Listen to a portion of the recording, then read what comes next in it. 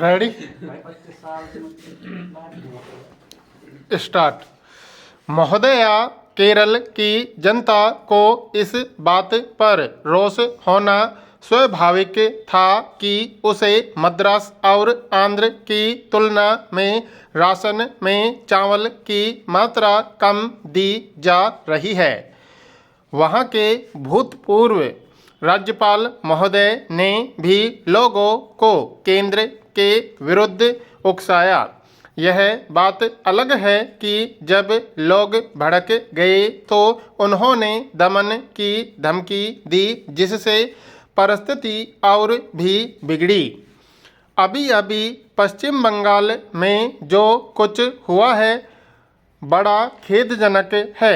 16 तारीख को लोग एक स्मृति पत्र पेश करने के लिए अधिकारियों के पास जा रहे थे। यदि कोई अधिकारी स्मृति पत्र लेता और सहानुभूति के साथ जनता की मांगों पर विचार करने का आश्वासन देता तो शायद परिस्थिति न बिगड़ती, लेकिन मुझे आश्चर्य है कि वहाँ जनता का स्मरण पत्र लेने के लिए भी कोई अधिकारी नहीं था। राज्य सरकारें किस तरह से काम करती हैं, इसका यह एक उदाहरण है। वहाँ के लोगों का कहना है कि पिछले 3 महीने से उन क्षेत्रों में चावल की कमी है। यह बात नहीं है कि सरकारी गोदाम में नहीं है, लेकिन जो चावल सरकारी गोदाम में है वह जनता में वितरण के लिए नहीं लाया गया। चावल की कमी के साथ मिट्टी के तेल की कमी भी मिल गई। लोगों का उत्तेजित होना स्वाभाविक था, लेकिन अगर सरकार कुशलता से परिस्थिति पर काबू पाने का प्रयत्न करती तो दुर्भाग्यपूर्ण घटनाएं न होती।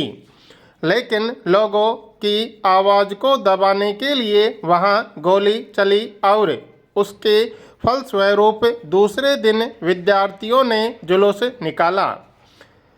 खाद्य मंत्री महोदय, राज्य सरकारों को यह बात अच्छी तरह से समझाएं कि अब देश में अन्न का अभाव है और शासन सबको उचित मात्रा में पर्याप्त अनाज देने की स्थिति में नहीं है। तो लोग अगर उत्तेजित होते हैं तो जरा कुशलता से समझदारी से काम लें। मेरा स्पष्ट मत है कि जब तक किसी अधिकारी के या पुलिस वाले के मारे जाने का खतरा न हो तब तक गोली नहीं चलनी चाहिए।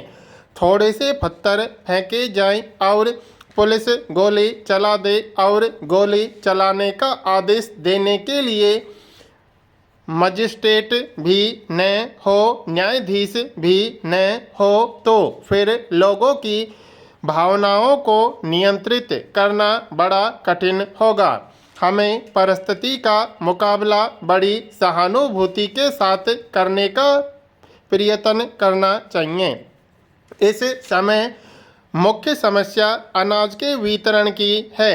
देश में जितना अनाज प्राप्त है, जितना हम विदेशों से ला रहे हैं, क्या उसे ठीक तरह से बांटा जा रहा है?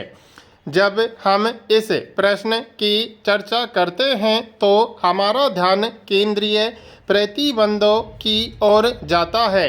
मैंने 21 फरवरी को एक सवाल किया था कि क्या सरकार जोन समाप्त करने के प्रश्न पर विचार कर रही है, तो मुझे जो उत्तर दिया गया वह इस प्रकार है।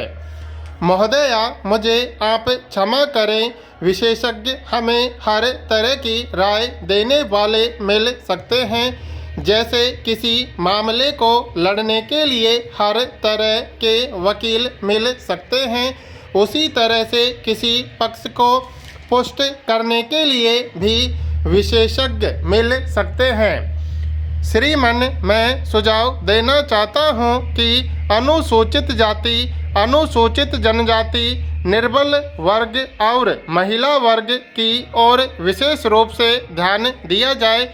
मैं यह भी सुझाव देना चाहता हूं कि छठी पंचवर्षीय योजना में 20 सूत्री कार्यक्रम और 5 सूत्री कार्यक्रम के कार्यान्वयन की ओर इनको विशेष रूप से महत्व दिया जाए।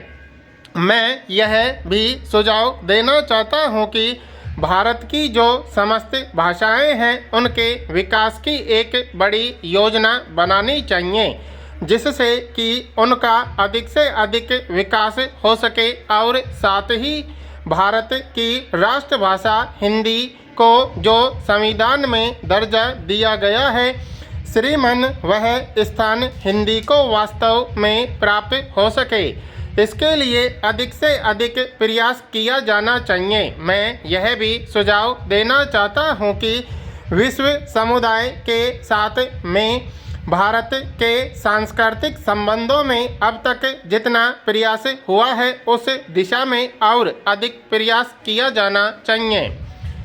श्रीमान जहाँ तक दूसरे देशों से संबंध की बात है, यह प्रसन्नता की बात है कि भारत के अपने पड़ोसी देशों के साथ, सोवियत संघ के साथ, संयुक्त राष्ट्र अमेरिका के साथ,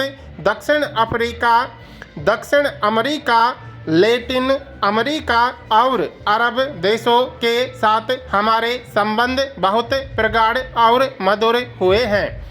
श्रीमान अभी हाल में दिल्ली में जो गुटनिरपेक्ष राष्ट्रों के विदेश मंत्रियों का सम्मेलन हुआ, उसमें भारत की जो भूमिका रही है वह और उसकी जो उपलब्धियां रही हैं वे अत्यंत सराहनीय हैं। उसके लिए मैं प्रधानमंत्री जी की और उनके विदेश मंत्रालय की सराहना करता हूं। यह वास्तविकता है कि गुटनिरपेक्ष राष्ट्रों में भारत के प्रति निरंतर सम्मान बढ़ता जा रहा है।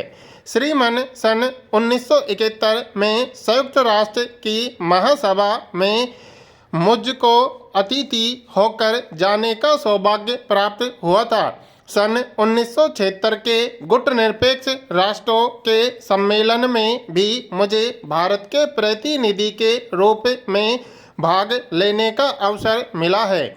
मैं इस बात को कह सकता हूं कि श्रीमती इंदिरा गांधी के नेतृत्व में जो हमारे राष्ट्र की विदेश नीति है, गुटनिरपेक्षता की, शांति, सहयोग तथा विश्व बंधुत्व की उस नीति के कारण विश्व समुदाय में भारत के प्रति सद्भावना में निरंतर वृद्धि हो रही है। मेरा सुझाव है कि समस्त देशों के साथ सांस्कृतिक संबंध बढ़ाने की दिशा में और अधिक प्रयास किए जाने चाहिए, क्योंकि श्रीमान भारत अपने सांस्कृतिक धरोहर के कारण ही युग युग से जगत का गुरु रहा है और भारत पुनः विश्व समुदाय का नेतृत्व कर सके। इसके लिए आवश्यक है कि भारत का विश्व में समस्त देशों के साथ सांस्कृतिक संबंध स्थापित हो। श्रीमान सम्मानित सदन इस बात से सहमत होगा कि जातिवाद, भाषावाद, सांप्रदायिकता और क्षेत्रीयता की भावना से राष्ट्र की भावनात्मक एकता को, अखंडता को, प्रभुसत्ता को भय उत्पन्न होता है। साथ ही राष्ट्र की प्रगति, विकास और नीति में बाधा उत्पन्न होती है। इससे गरीब और कमज़ोर वर्ग के लिए किए जाने वाले कामों में बाधा पहुंचती है और वे विकास की दौड़ में पिछड़ जाते हैं।